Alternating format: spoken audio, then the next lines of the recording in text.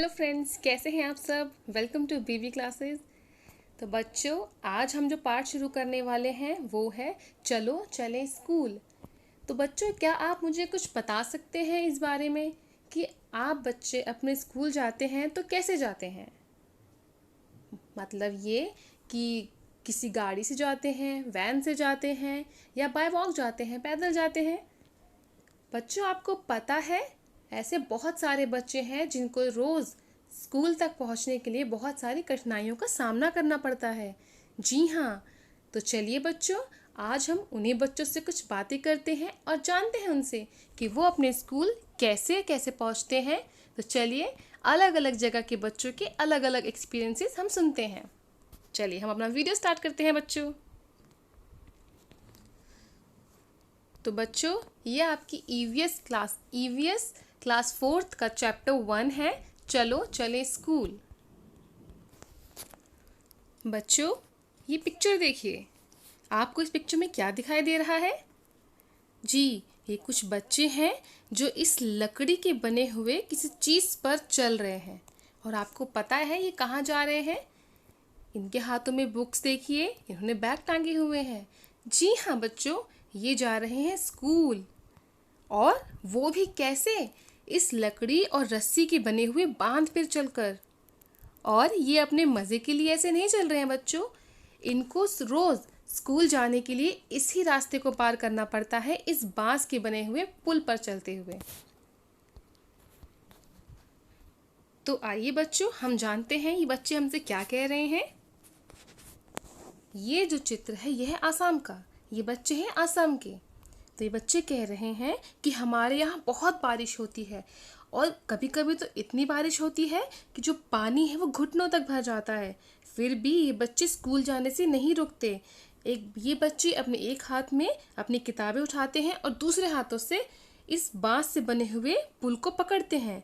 और ये बच्चे ऐसे ही जल्दी जल्दी इन रास्तों को पार करते हुए अपने स्कूल पहुंचते हैं। इसलिए हम ये छोटी सी एक्टिविटीज़ कर सकते हैं जो यहाँ पर आपको दे रखी हैं। हमें क्या करना है, आप कुछ ईंटें लीजिए, इन्हें किसी खुली जगह पर सीधी लाइन में रखें, जैसे चित्र में दिखाया गया है। जी, ऐसे ही, ऐसे, है ना। अब आपको क्या करना है, अब इन्हीं ईंटों पर आपको चलने की कोशिश करनी है। अब आप बताइए, क्या आपको ये आसान लगता है ना। ये बहुत ही आसान। चलिए अब हम दूसरी एक्टिविटी देखते हैं।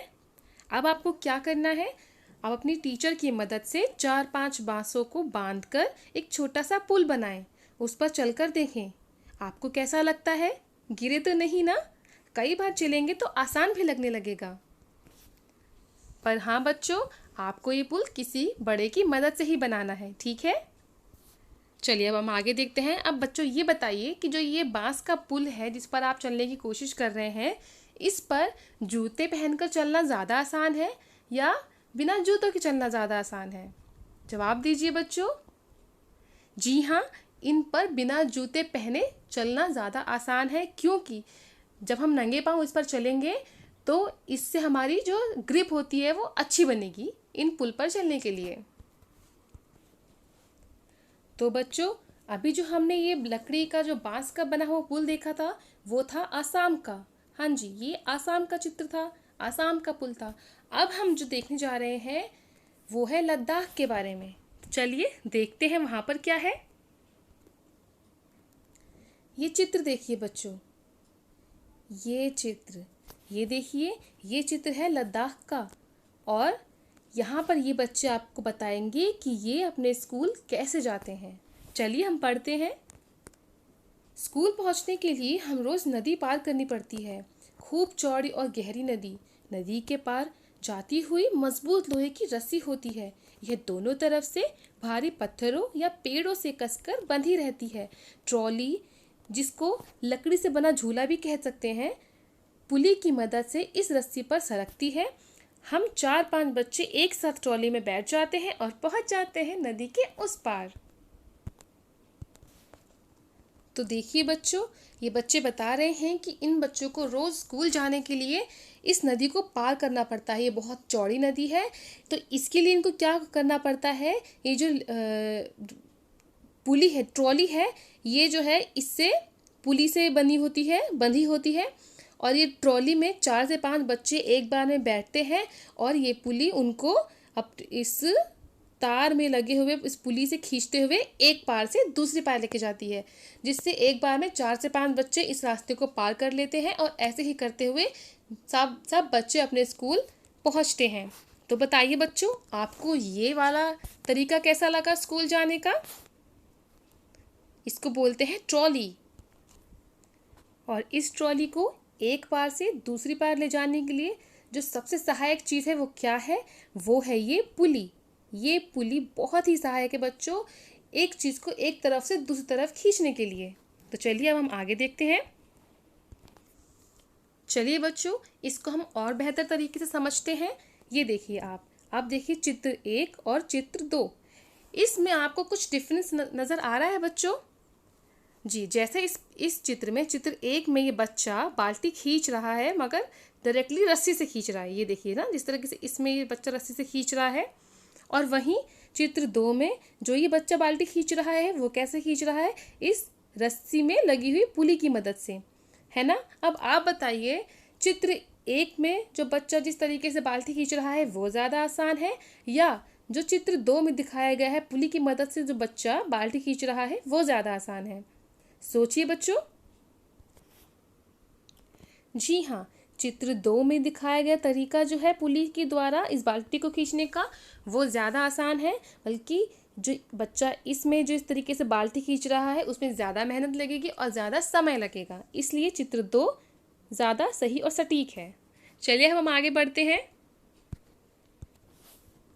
बच्चों, अब आप इस चित्र को देखिए। जी, इस चित्र में आपको क्या दिख रहा है? ये लड़की कैसे इस रस्सी में पुली की मदद से बांधकर इस ईंट को कितने आराम से उठा सकती है। क्या आप भी ऐसे ही पुली बना सकते हैं? जी हाँ, आप भी ट्राई कर सकते हैं। आप भी रस्सी के धागे का जो रील होती है उससे पुली बना सकते हैं। और बताइए किस किस तरीके से आप पुली बना सकते हैं। और बच्चों, ये बताइए, क्या आपने कहीं अपने आसपास ऐसी कोई पुली देखी है जिसकी मदद से काम आसान होते हैं? सोचिए। जी हाँ, जब कोई भारी सामान उठाना होता है तब भी हम इस पुली का इस्तेमाल करते हैं, जिससे काम आसान हो जाता है ना बच्चों? बच्चों, अभी जो हमने पढ़ा था, जैसे एक वो पुल था जिसको रस्सी और बांस से बांधकर बनाया गया था जो असम में था।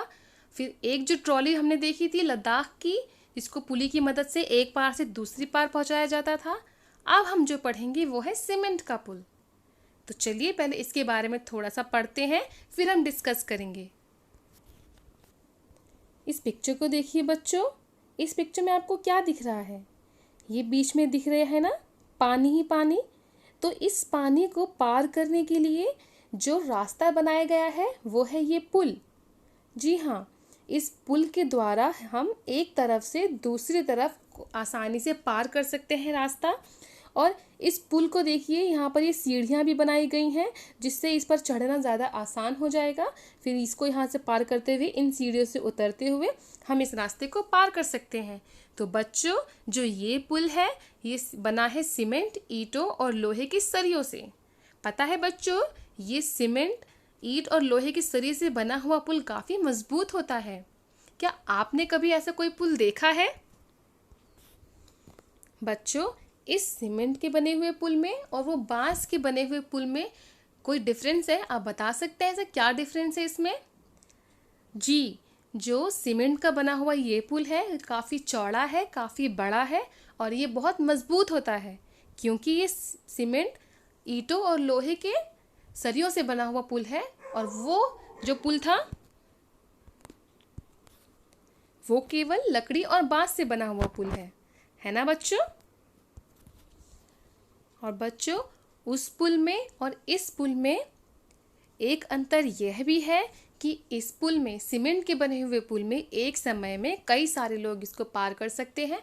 पर वहीं पर जो वो बांस का पुल था उसमें बच्चे कैसे जा रहे थे, देखा ना आपने?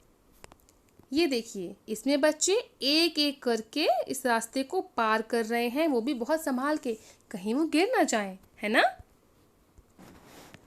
अब आप बताइए बच्चों, अगर आपको मौका मिलता है इन दोनों में से, इन सब पुलों में से पार चूज करने का, तो आप कौन से पुल से जाना पसंद करेंगे और क्यों?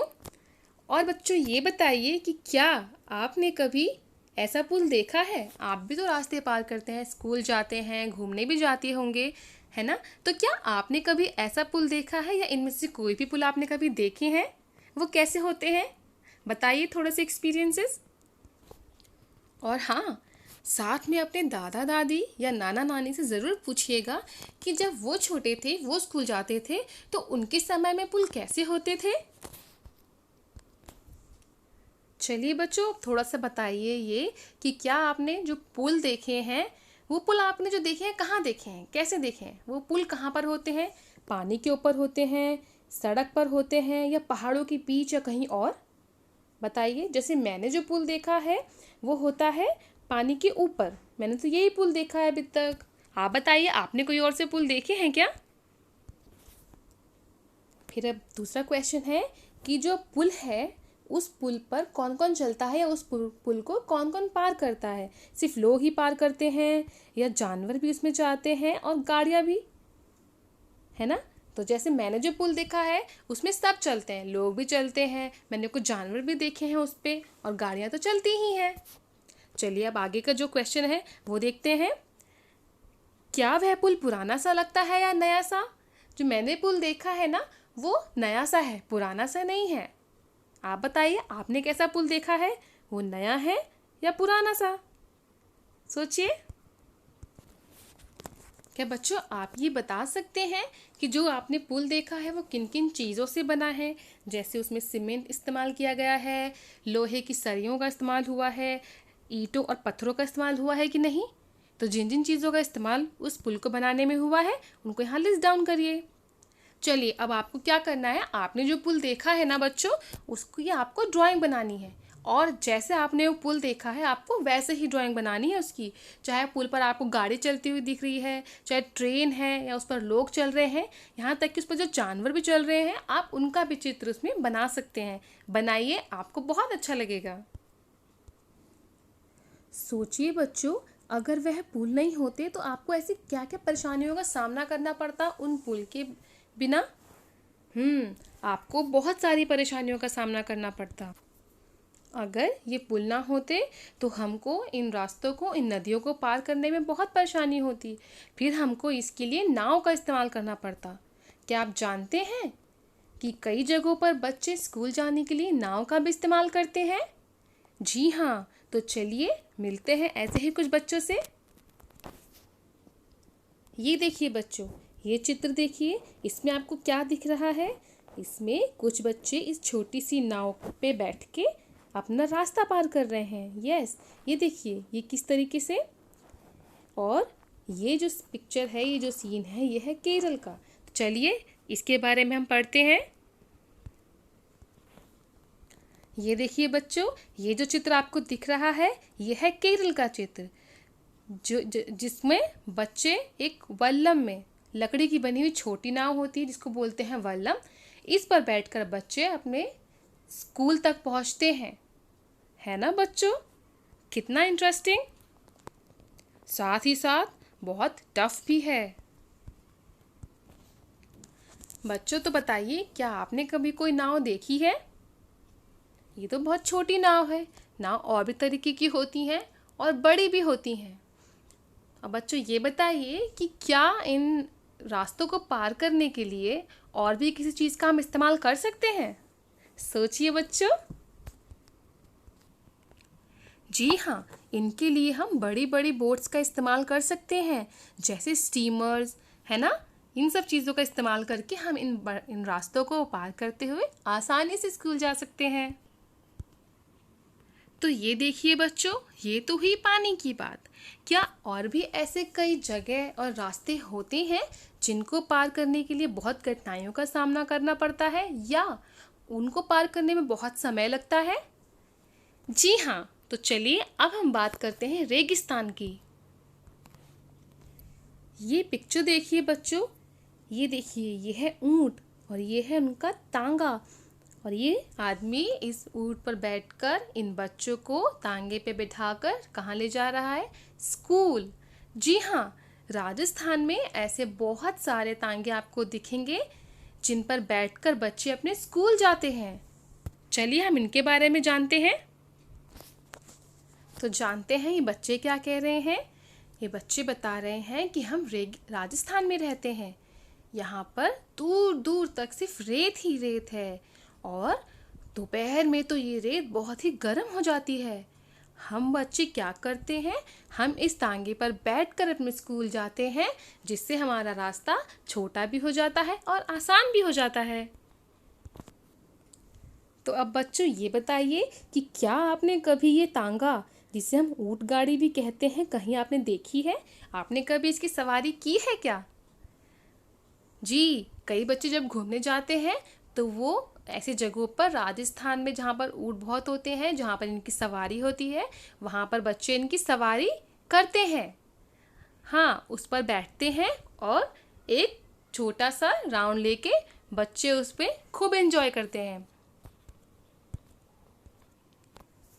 जैसे जब मैं इस गाड़ी पर बैठी थी तो मुझे बहुत डर लग रहा था स्टार्टिंग में, मगर मैं अपने आप नहीं बैठ पाई थी, मुझे एक अंकल ने बिठाया था और जब मैं उस पर बैठी, जब मैंने एक राउंड लिया तो मुझे इसमें बैठकर बहुत मज़ा आया। क्या बच्चों आपने कभी ऐसा एक्सपीरियंस किया है? तो बच्चों अभी हमने पढ़ा था तांगे के बारे में, है ना, जिसको ऊँट खींचता है। अब इस पिक्चर को देखिए, इसमें आपको क्या दिख रहा है? इसमें दिख रहे हैं बहुत सारे बच्चे, एक ये आदमी जो इसको चला रहा है और ये 2 बैल। तो अब सोचिए इस गाड़ी को हम क्या कह सकते हैं? जी हाँ, ये है बैलगाड़ी। तो चलिए अब हम इसके बारे में थोड़ा जानते हैं। तो बच्चों पहले हमने जो चीज़ें पढ़ी थी, जो पुल थे, वो पुल थे नदियों को पार करने के, है ना, जैसे वो लकड़ी का जो पुल था, बांस का पुल। उसके बाद जो ट्रॉली थी वो भी हमने बहुत बड़ी नदी पार की थी बच्चों ने। फिर उसके बाद जो आया पुल वो सीमेंट का, जिसमें बच्चों ने उस रास्ते को, बड़ी सी नदी को पार किया। फिर उसके बाद आया रेगिस्तान वाला रास्ता, उसको भी बच्चों ने तांगे से या ऊँट गाड़ी जिसे बोलते हैं उससे पार किया। अब देखिए जो ये रास्ता है यह है बिल्कुल मैदानी रास्ता, देखिए, है ना, बिल्कुल हरा भरा मैदानी रास्ता। तो अब इस रास्ते में बच्चे बैलगाड़ी का इस्तेमाल कैसे करते हैं, जो एक गांव का दृश्य है, चलिए हम जानते हैं। बच्चे बता रहे हैं कि वे बैलगाड़ी पर बैठकर इस हरे भरे खेतों में से धीरे धीरे निकलते हुए अपने स्कूल पहुंचते हैं। जब बहुत तेज़ बारिश या धूप होती है तो बच्चे क्या करते हैं, इस छाते को खोल लेते हैं, जिससे ये धूप और बारिश से बच सकते हैं। तो अब बताइए बच्चों, आपको ये बैलगाड़ी कैसी लगी? इन बच्चों को इसमें सवारी करते हुए कैसा लगता होगा? तो बच्चों यहाँ पर कुछ सवाल हैं, चलिए हम उनको सॉल्व करते हैं। आप बताइए, क्या आपने भी है, आपके यहाँ भी ये बैलगाड़ियाँ होती हैं? मेरे यहाँ तो ये बैलगाड़ी नहीं है। उसमें छत और पहिए कैसे होते हैं? जैसे चित्र में देखिए, इसमें पहिए कैसे होते हैं, ये देखिए, ये पहिए इतने बड़े होते हैं और ये पहिए लकड़ी और लोहे से बने हुए होते हैं, है ना। चलिए हम आगे बढ़ते हैं। अब आपने ये चित्र देखा है बच्चों, क्या आप भी ऐसी ही किसी बैलगाड़ी का चित्र बना सकते हैं? बनाइए और देखिए, उनको कलर ज़रूर कीजिएगा और वो बहुत अच्छी लगेंगी। पर बच्चों क्या आप जानते हैं इन टांगों को और बैलगाड़ियों को जो खींचते हैं ये जानवर, इनको इस गाड़ियों को खींचने में कैसा लगता होगा? सोचिए। मुझे तो इस ऊँट और इस बैल को ऐसे देखते हुए बिल्कुल भी नहीं अच्छा लगता।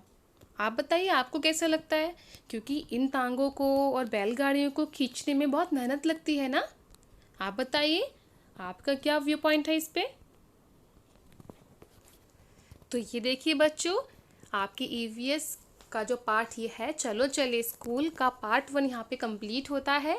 जल्दी मिलूंगी आपसे पार्ट 2 के साथ। आप इस वीडियो को पूरा देखिए, मेरे वीडियो को लाइक और शेयर ज़रूर कीजिएगा। आपको वीडियो कैसा लगा ज़रूर बताइए।